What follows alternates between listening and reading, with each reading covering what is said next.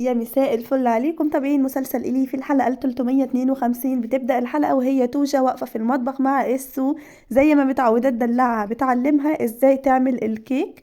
بتقول لها إسو هل نضع الكاكاو على الكيك وكده؟ قالت لها لنضع، لكن هل الكل يحبه؟ بتسألها يعني هم بيحبوها بالكاكاو؟ قالت لها عمي يحبه كثيرا وخاصة أبي بيحبه أكتر وأكتر. قالت لها إذا سنضع الكاكاو كله. وفرحوا هما الاتنين لأن توجة كمان بتحبها بالكاكاو، وبدأت ان هي تحط الكاكاو كله زي ما احنا شايفين وتخلط العجين بتاعها او الكعك بتاعها اللي هي بتعمله. فرن التليفون زي ما احنا شايفين، توجة بترد بتقول الو جدي كيف حالك؟ طبعا استو اتخضت بتقول له انا بخير يا جدي. قال لها وانا ايضا بخير، لديك مربية جديدة؟ قالت له نعم يا جدي لدي مربية وهي شخص ممتع جدا هتحبها لو شفتها. قال لها حقا؟ قالت له نعم. قال لها إن كانت هناك هل يمكنني التحدث معها؟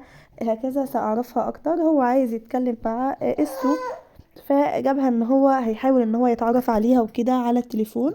فطبعا هم عارفين بعض زي ما احنا عارفين، يعني هو اللي بعتها المزرعة وكده علشان تتجسس عليهم وعلشان تنفذ له طلباته اللي هو عايزها.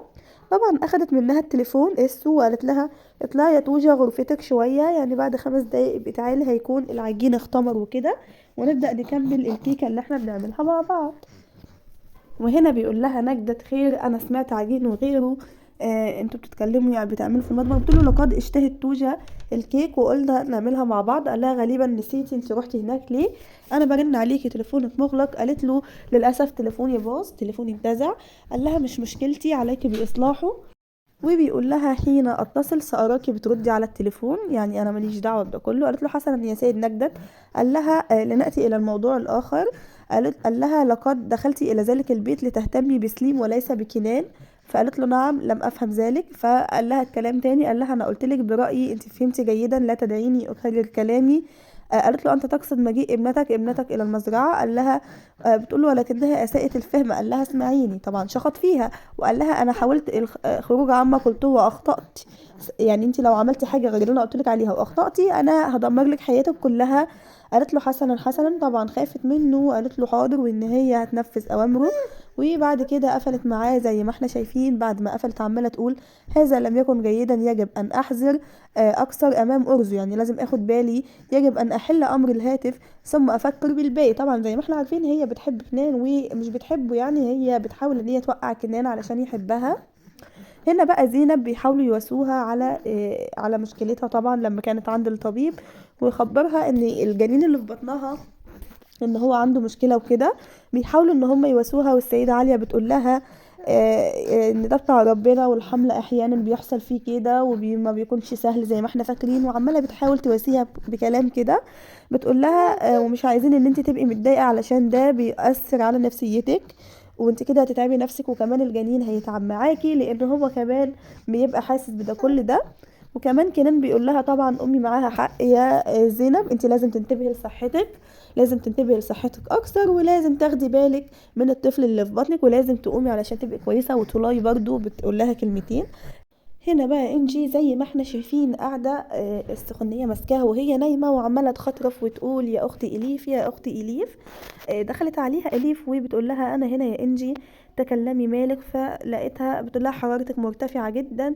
فبتقول لها دخلت للعم جمال زي ما احنا شايفين هو بيتفرج على الماتش وعمال يحلل المباراة.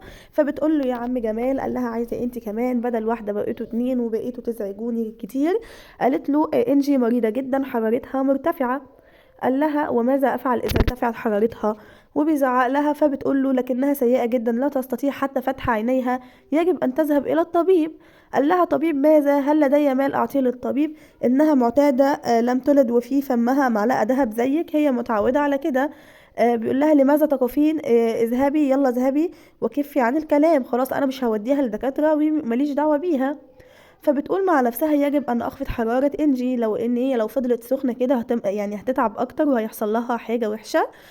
فبتقول العم محسن لما كانت حرارتي مرتفعة بدأ ان هو يخلط المية بالخل ويحطها ويعمل لي بيها كمادات وكده. افتكرت طبعا لما كان بيعمل لها، فقالت انا هقوم اعمل زيه وان شاء الله حرارتها تنزل. طبعا هي بتفكر كويس قوي وما بتنساش حاجة ابدا. طبعا قامت عملت المية والخل ودلوقتي بتعمل الكمادات لإنجي وبتقول لها الآن الخل سيخفض حرارتك، سأجعلك تتحسنين لا تقلقي يا إنجي.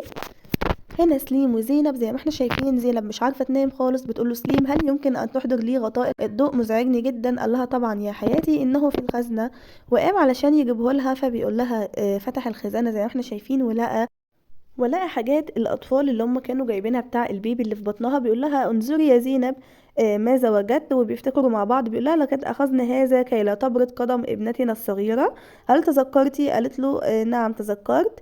وقاعدين ماسكينها. بتقول له هل ستلبس ابنتنا هذه يا سليم؟ يعني انت شايف ان هي تلبسها؟ قال لها ستلبسها يا حبيبتي، وبيحاول ان هو يطمنها ويرفع من معنوياتها. هنا بقى جونجا واقفة تفتكر لما كانت أرزو قاعدة بتوبخها وبتقول لها مجوهراتك وثيابك القبيحة، يعني بتحاول تنحرها. بتقول لها مؤسف لك لقد أصبحت عمياء، أنت غير مدركة أن أبي يزينك ويجعلك تتجولين حوله مثل الكلبة. حين كنت خادمة على الأقل كنا عارفين انت ايه، لكن دلوقتي احنا ما نعرفش انت ايه بالظبط. طبعا هي بتقول يجب ان اخرج من هنا بسرعه، لازم حد يساعدني. وافتكرت سردار وقالت انا لازم اتصل بيه يجي يساعدني علشان اخرج من هنا. يا ترى هيساعدني لو اتصلت بيه؟ ربما يفهم وضعي ويساعدني. هتتصل بيه زي ما احنا شايفين، ولكن هتتفاجئ ان سردار هيرفض المساعده، وهيرفض اصلا ان هو يسمعها ويسمع ايه مشكلتها. بيقول لها لدي الكثير من الوقت لكن ليس لديك، لقد نصيبك يعني انغلق معايا. قالت له سردار انتظر لا تغلق رجاء اسمعني. الله الله الله، انا لم انسى خداعك لي يا سيدة جونجا. على اي حال انتهى وقتك. قالت له اسمع يا سردار، انت محق في غضبك عليا، لكن لو تعرف انا ما اعيشه الان. قال لها وانا مالي باللي انت بتعيشيه دلوقتي، ما تتصليش بيا تاني وما تطلبيش مني اي مساعده. قالت لي رجاء يا سرار انا في وضع صعب جدا. قال لها حسنا، لكن ما علاقتي؟ ماليش اي علاقه بيكي، وما تتصليش بيا تاني، وانا من النهارده ماليش دعوه باي مشاكلك خالص، وما تتصليش بيا تاني. واتضايقت جونجا زي ما احنا شايفين، ومش عارفه هي هتعمل ايه.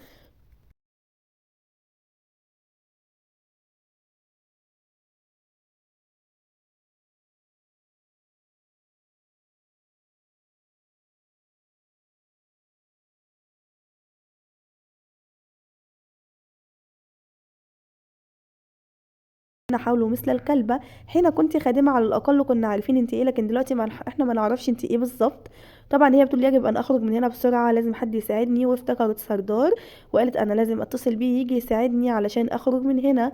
يا ترى هيساعدني لو اتصلت بيه؟ ربما يفهم وضعي ويساعدني. هتتصل بيه زي ما احنا شايفين، ولكن هتتفاجئ ان سردار هيرفض المساعدة، وهيرفض اصلا ان هو يسمعها ويسمع ايه مشكلتها.